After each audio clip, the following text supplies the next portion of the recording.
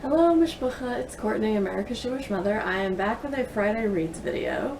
I have to sort of apologize for not posting a video earlier this week. I usually like to put out content twice a week, and I had intended to film something on Wednesday, but on Tuesday evening our air conditioning went out, so on Wednesday we were all busy dying. So thankfully the air conditioner repair people came yesterday morning and fixed it, so we can all be cool and not die anymore. So that's good. But that's why I didn't film anything on Wednesday.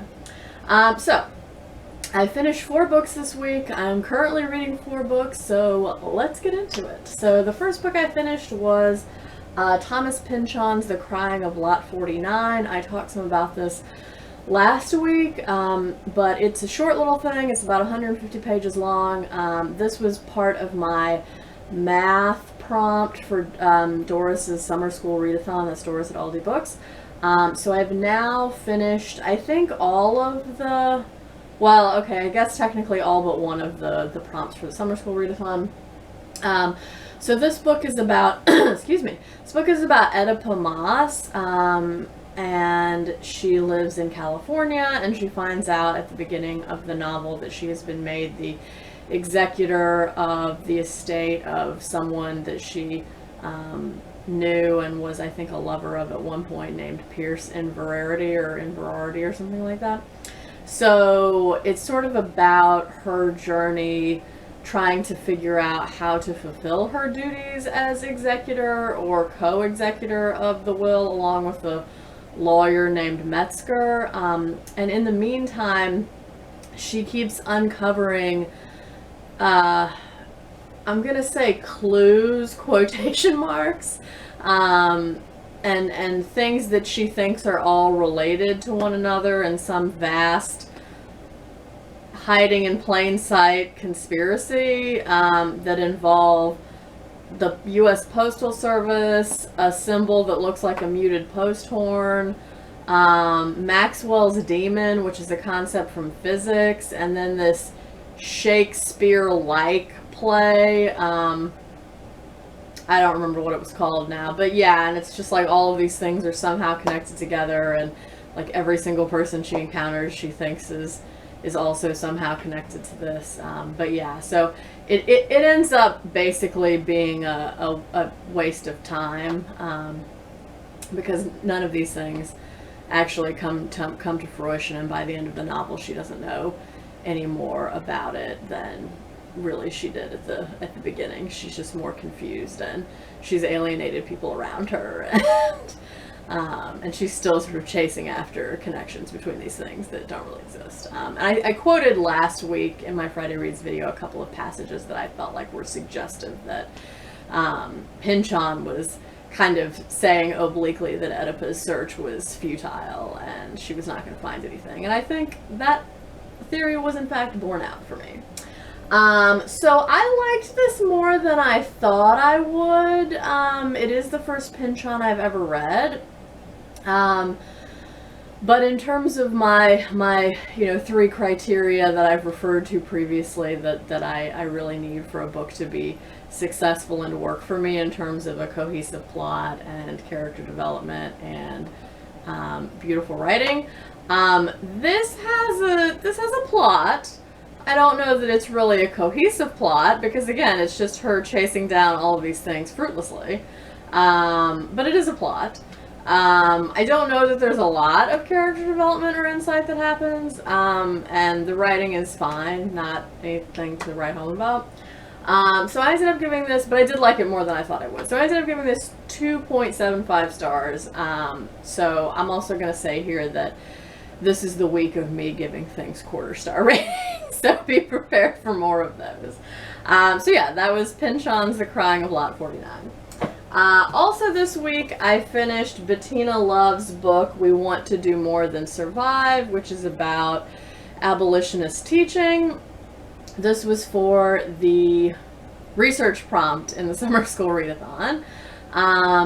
I really more appreciated this book for the questions that it raised for me than I did for the content of the actual book. There is a blurb on the back of this that describes it as part memoir, part manual, part manifesto, and I think that is extremely accurate.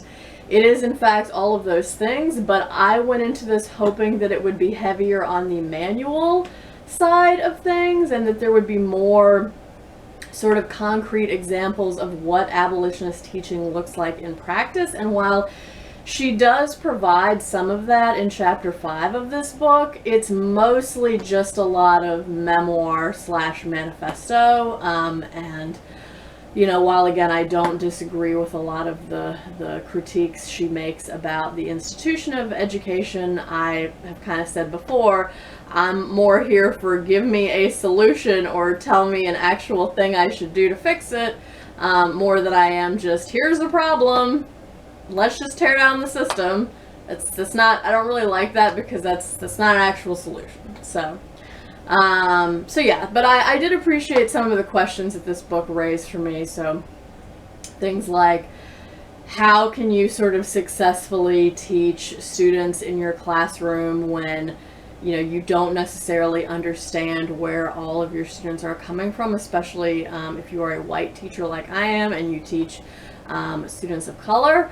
I mean, not that I mostly teach exclusively students of color or anything, but I do have students of color in my classes. And just things like how much of one's teaching should be political. Is teaching inherently political? What is ultimately the goal of teaching, etc., etc. So I appreciated the questions that this raised for me, but I do wish it had been heavier on, here are actual concrete examples of abolitionist teaching, and here are ways you could implement this in your own classroom / pedagogy. But yeah, I appreciated it. I think it's interesting. I think I gave this 3.5 stars. I think. I don't remember anymore. It was the one non-quarter star rating I gave this week. The next book I finished was Lindsay from Lindsay's Book Life, and I finally finished our buddy read of Anita Diamant's The Red Tent. This is a retelling of the biblical story of Dinah, who is the only daughter of the patriarch Jacob and Leah. And in the biblical story of Dinah, I don't know if I should give a spoiler alert for this because it's literally in the Bible, a text that's thousands of years old, so possible spoiler alert. But in the biblical story of Dinah, she is raped. And so this is sort of a retelling of that where she's not raped, it's a consensual affair, and sort of what are the repercussions of that. It starts off with her talking about her mothers, who are Leah, Rachel, Bilhah, and Zilpah, and then it sort of transitions into the story of her life, and then what happens to her after the love affair with Shalem, and what happens after that. And I really liked that this book focuses on women and centers women, especially because biblical narratives do not often do that. Even if you have a woman character presented in the Bible, she usually does not play much of a central role in the story, so I really liked the centering of female characters. I also appreciated the centering of female community, and thoughts about practices like midwifery, and how difficult it was to take care of women who were in childbirth, and how your life just so hung in the balance through the birthing process. I mean, even today, women still die in childbirth, although far less often than they did, you know, when we didn't have all of the medical advances and technologies that we now have today. So that was quite interesting to read about. The sort of main criticism I had of this book is that because Anita Diamant pretty clearly sticks to the biblical narrative surrounding Dinah, except for what I said about the rape that's in the Bible, but in here it's a consensual affair. Other things that follow that happen in the actual biblical narrative of Dinah that then happen in this book don't actually make logical sense given that it was a consensual affair and her family knows this, so certain things that happen after that did not really make sense. And then some characters, especially Jacob, sort of seemed to just change personalities out of nowhere. And so I felt like it wasn't sort of logically cohesive. So I ended up giving this 3.25 stars. I would read something else by Anita Diamant, because like I said, I enjoyed her perspective on this, and I think if you enjoy biblical retellings or stories that sort of center on women and female community, I would recommend this. So yeah, Red Tent. This was the last book I read for the social studies prompt for the readathon. And the last book I finished this week was, well, you can't really see what the title of this is, but it's Daniel Silva's book, A Death in Vienna, which is the 4th book in the Gabriel Allon series. And this book actually concludes a trilogy. So the first book in the series was The Kill Artist, but then the next 3 books, The English Assassin, The Confessor, and A Death in Vienna, all of these have to do with the unfinished business of the Holocaust in one way or another. So the English Assassin deals with Switzerland's alleged neutrality during World War II and Swiss banking and what role that played in helping the Nazis and facilitating the Holocaust and the final solution. The Confessor addresses the Roman Catholic Church and its role in facilitating the Holocaust and helping Nazis. And this book looks at Nazi war criminals and what became of them after World War II and who helped them and why. And it has some focus I probably would have liked a little bit more about this, but it has some focus on America's, or the United States' role in helping Nazis get away from their crimes and not be punished for them. I mean, not really big name figures like Adolf Eichmann or Joseph Mengele, obviously, but sort of lower level people who ended up sort of working for the United States government, who, you know, gave them information and things of that sort in exchange for a new identity and promises that they, you know, would not be captured or tried for their crimes or things like that. So so I enjoyed this. It's like most of Daniel Silva's books, very fast-paced, and it's a quick read, page turner, pretty plot heavy. You're kind of on the edge of your seat like, oh my gosh, what's gonna happen next? So so I enjoyed that about it. I didn't like it quite as well as The Confessor, but I did like it overall, and I found the ending satisfying. So I ended up giving this 3.75 stars. So yeah, those were the books I finished this week. Now on to my currently reading. I am still reading Henry James's Portrait of a Lady with my friend Taylor. We are actually intending to finish this within the next week. So by the time I do my next Friday Reads video, I should actually be done with this, so huzzah. And I can't really say anything else about this without being spoilery, so I will save my sort of wrap-up thoughts about this novel for next time. I still have about 100 pages to go in this, so yeah, I'm excited to finish this. I am also currently reading Silver Sparrow by Tayari Jones. This is for my virtual book club for the month of July. This is a story about two half-sisters. They have the same father, different mothers. And their father is a bigamist. So he is legally married to one mother of one daughter in Georgia, and then he had a second marriage to a woman that took place in Alabama, and he sort of goes back and forth between the two families. And one of the families, the second family, knows about the first family, but the first family doesn't know about the second family, if that made any sense at all. Hopefully it did. So I'm about halfway through this book right now. I'm really enjoying it so far. The first half was told from the perspective of Dana, who is one of the two sisters, and she is the one who knows about the other sister, Charisse. But Charisse and her mother don't know about Dana and her mother. So I'm interested to see, because I just stopped where the book transitions into Charisse's perspective, which I think it pretty much tells the rest of the story from Charisse's perspective. So I'm curious to see when they will actually meet and Charisse will find out about Dana and Gwen, and then what the repercussions of that will be.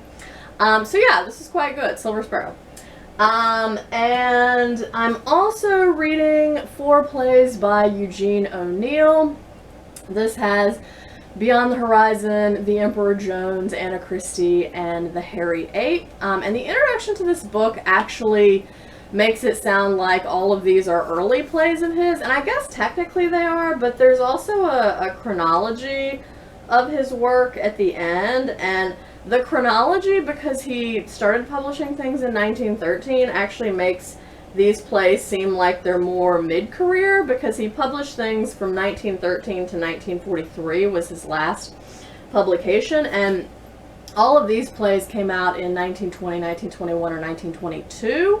But I guess they were all his early plays in the sense that these were the plays that he really gained mainstream success for and became a household name. So I've only read so far Beyond the Horizon. I finished that this morning, and that was quite good, I will say, just from that one alone. And I've read a couple of Eugene O'Neill's plays in the past. I've read Moon for the Misbegotten and A Long Day's Journey into Night, and I have read a couple of these. I want to say The Emperor Jones and The Hairy Ape we read in one of my graduate level courses. But I will say from rereading, or not rereading, reading Beyond the Horizon, I never read that one before, he's very good at building dramatic tension. So this play that I've just finished has 3 acts, and literally at the end of every scene, there's some kind of cliffhanger that you're like, oh, what's gonna happen? You know, so I really did, I really was impressed by his ability to successfully build dramatic tension in literally every single scene of the play. So yeah, and just in case you're wondering, Beyond the Horizon is about these 2 brothers who are, they're very close to each other, but they're sort of different in nature. So one is hardworking and kind of satisfied with what he has and has a good sense for farming, because their family owns a farm and business. And then the other brother is more of like he's like a poet and a dreamer, and he's restless and he wants to travel. But then, you know, all of their initial goals sort of get upended over a woman. But yes, it was quite good. So I'm excited to read the other ones in here. And then I also just today got from my local public library a new release that I'm going to try, we'll see if I succeed, to fit it in before I go back to Athens at the end of next week. But it is a brand spanking new biography of Joseph McCarthy called Demagogue by Larry Tye. And you'll see this is quite large, but the actual biography part is only 480 pages, and probably 150 pages of the book is just footnotes and sources and the index and things like that. So I think I can manage this in the week that I have left before I go back to Athens, but we shall see. So I was interested in this just because of the connections that Tye draws between today's demagoguery, cough, cough, Trump, cough, cough, and Joseph McCarthy, and they're also sort of bound together by the figure of Roy Cohn, who was Trump's personal lawyer, but was an early acolyte and student of Joseph McCarthy, and was a participant in many of the McCarthy hearings. So I'm interested to see what conclusions Tye has to draw between the demagoguery of one of the, you know, arguably most infamous men of the entire 20th century in the United States, and things that are going on today. So I'm about 35 pages into this, and it's interesting so far. And I really don't know anything about McCarthy other than, you know, kind of basic stuff that you learn from history, like the McCarthy hearings, and that he's this figure of villainy and infamous communist witch hunting.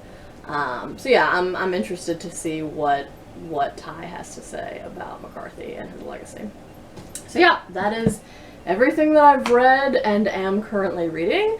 I would love to hear what you have been reading and enjoying this past week. And if you have thoughts about any of the books that I mentioned, please feel free to leave a comment down below. Oh, I should also note that I will not be doing a Friday Reads video next week because I will be traveling back to Athens from North Carolina at that point. So it's going to be a Saturday Reads instead because I'm going to be on the road for like 7.5 hours, and then I'm not going to have the energy to film one of these videos and edit it and take all the time to upload it to YouTube and things like that. So it will be a Saturday Reads video, and instead of being like a sort of normal Friday Reads, it'll just be my wrap-up of my month of July reading and my rankings for that. So yes, do not expect a Friday Reads video from me next week, just expect a July wrap-up on Saturday. But yeah, otherwise, I hope everyone's doing well. I hope you are doing good reading, and until next time, would it kill you to call you mother?